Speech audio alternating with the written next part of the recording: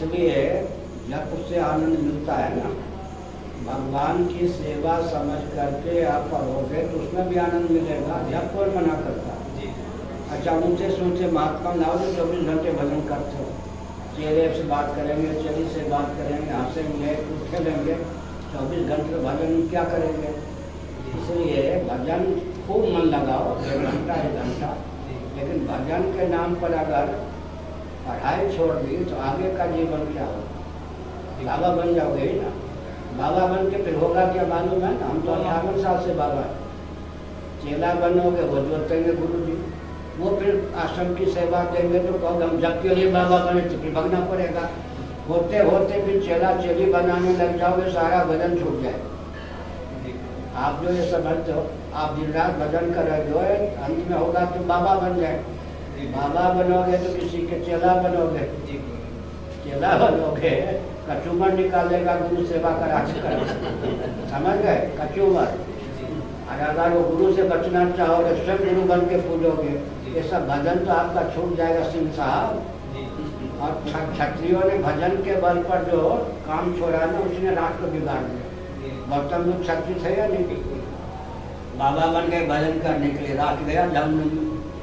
महावीर जी जो थे जैन वाले, वो बिहार के थे या नहीं? क्षत्रिय थे या नहीं? क्षत्रिय लोग जब से आपकी तरह बाबा बनने लग गए, बंटाघाट कर दिया देश का। भगवान राम वन में गए, सुनो वाल्मीकि रामायण, ये धनुष लेके जब बलकर पसंद के तीर धनुष। सीता जी ने कहा वाल्मीकि रामायण में, जब आप वन में हैं, 14 वर्ष वन में रहना है, तो ये तीर धनुष की क्या जरूरत है? फिर सीता जी ने, वकील बहुत बढ़िया थी सीता जी, भगवती थे, उन्होंने कहा ये बाबा भजन कर रहा था, देवराज को डर हुआ कि कहीं मेरा पद न ले ले, इसलिए कहा कि कोई बात नहीं, यहाँ तो बिच्छू उच्छू सटकोट भागते हैं, कभी सिंह भी आ जाते हैं, आप खूब तप करो महात्मा जी, मेरे कहने पे तलवार ले लो। सीता जी ने वकालत की है वाल्मीकि। महात्मा जी नहीं समझे कि ये इनका छल है, तलवार ले लिया। तो पहले सोचा कि तो रास्ते में जाते हैं ना, झाड़े हैं, और उसको काटते काटते फिर सब बिच्छू को काटने का संस्कार बन गया। फिर वो धीरे धीरे कुत्ते उत्ते को काटने का संस्कार बन गया।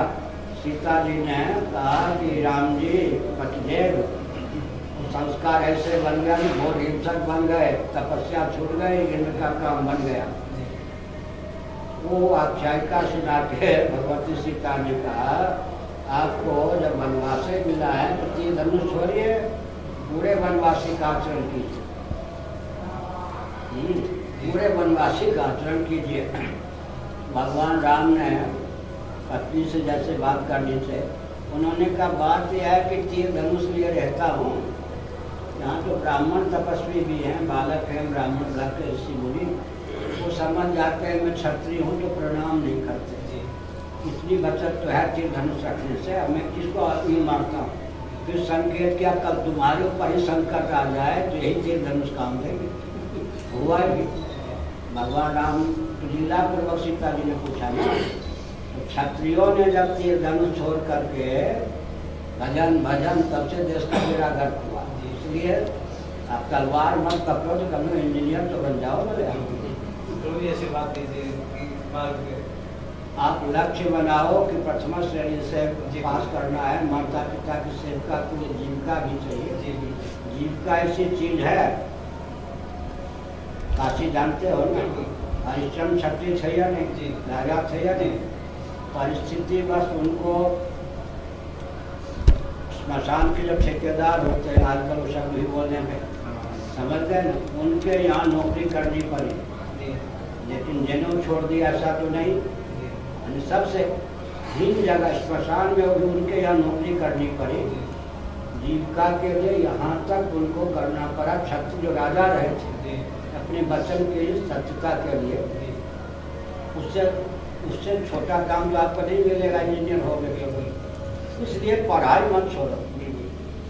देखो अगर मैं हाई स्कूल तक सही, उधर की पढ़ाई मेरे पास न होती, इधर तो वर्षों से मेरा है, क्या 58 वर्ष पढ़ी रहे धर्म जारी जीवन में, तो ये जो भौतिक जगत में हम दर्शन शास्त्र को, अध्यात्म शास्त्र को हम भौतिक विज्ञान में ढाल रहे तो क्षमता नहीं आती।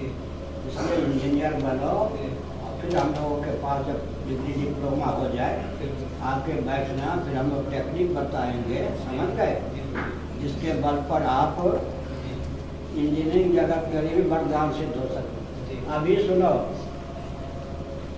बलराम सिंह बैठे, बलराम सिंह अमेरिका में प्रोफेसर है। अभी मालूम पड़ा कि नासा के वैज्ञानिक भी बहुत उनको ऊंचा मानते हैं।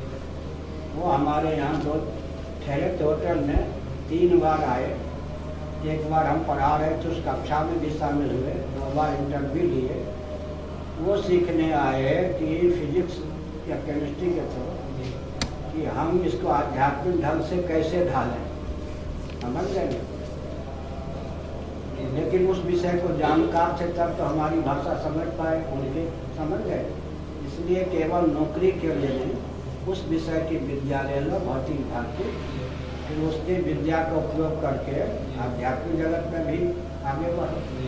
पढ़ना हमको कोई कहता हम पढ़ेंगे नहीं, हमको अच्छा मिलता, हमको डिग्री डिप्लोमा नहीं चाहिए, तब 5 घंटा अभी ही जितनी देर आपसे बात की उतनी हम नींद में काटे में गिर जाएगा, फिर घर सीखने कंप्यूटर पर 170 घंटे लगभग मिल चुके हैं, 150 छप चुके होंगे। तो हम लोग इतना पढ़ते हैं, हमको क्या जरूरत है? आप कहोगे आध्यात्मिक, अरे भौतिक ज्ञान को आप भागवत पढ़ो, भागवत पे इंजीनियरिंग है या नहीं, भूगोल है या नहीं, खगोल है या नहीं, वनस्पति विज्ञान है या नहीं। कौन सा आजकल का भौतिक विज्ञान है जो भागवत में ना हो, महाभारत में ना हो? उसको आपने क्या समझा कि फालतू? हमारे यहाँ जो है भगवान जो है मेकर और मेटर दोनों हैं जगत में। भगवान जगत के मेकर और मेटर दोनों हैं, समझ गए। कोई भी कला, 64 कला 32 विद्या ऐसी नहीं है जो धर्म और अध्यात्म की सीमा के बाहर। आजकल भजन की सीमा बहुत सीमित है, इसलिए लोग समझते हैं पढ़ना लिखना भजन नहीं है। गौड़ी संप्रदाय जिसने आपको कंठी दे दी ना, तो चैतन्य महाप्रभु ने नहीं दी है, उनका व्याय न दिया है। उनके संप्रदाय वाले रूप गोस्वामी और कौन जीव गोस्वामी और कौन सनातन गोस्वामी सब रहे न वृंदावन में, यहीं से मैं अभी आ रहा हूँ। चैतन्य महाप्रभु ये सब में कौन ऐसे थे जो पढ़े लिखे नहीं थे? अब मेरा जहाँ मठ है ना पूरी में, उसके बगल में गौरी संप्रदाय वाले बिल्कुल नहीं पढ़ते। भजन के नाम पर माइक को कैसेट खोल देते हैं, वो हल्ला करते हैं। चैतन्य महाप्रभु के संप्रदाय की विशेषता रही है विद्या, त्याग और भजन, तीनों पराकाष्ठ। अब क्या है, कीर्तन के नाम पर विद्या त्याग समाप्त हो गए, भजन के नाम पर कैसेट हो गए। इसलिए वे नहीं, कभी भी चैतन्य महाप्रभु ने रूप गोस्वामी, जीव गोस्वामी ये सब पढ़े लिखे ना होते तो भागवत पर टीका कैसे लिखते? इसलिए ये जो आपकी धारणा है कि भजन एक अलग चीज है, इंजीनियरिंग भौतिक चीज है। परीक्षित जी फंक्शन पर थे या नहीं? भूगोल की जिज्ञासा क्यों की, खगोल की जिज्ञासा क्यों की? सुखदेव जी ने 4 वाक्य में कोई विद्या कह दी, भूगोल खगोल की। नरक का वर्णन यहाँ तक, 4 पंक्ति में कोई बात कह दी, 4 वाक्य में। परीक्षित जी ने अन्न जल छोड़े हुए और विस्तार पूर्वक कहिए। इसका मतलब क्या है? हमारे यहाँ भजन की सीमा के बाहर कोई चीज ही नहीं है।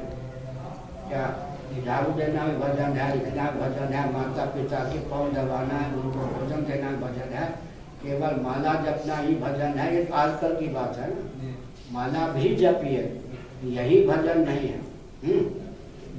माता पिता साहेब देखो, महाभारत पढ़ो, धर्म व्याग ने उपदेश दिया है, तुलाधार वैश्य ने किसको? ब्राह्मण को उपदेश दिया। जो माता पिता की सेवा सब छोड़ के भागे थे बाबा, उनसे ज्यादा सिद्धि थी या नहीं? धर्म व्याग को, तुलाधार वैश्य को ये किसने सिखा दिया कि माला जपना भजन है, दायित्व का निर्वाह करना भजन नहीं है। भजन की बहुत संकीर्ण मान्यता दी गई। हो गया, दे लो।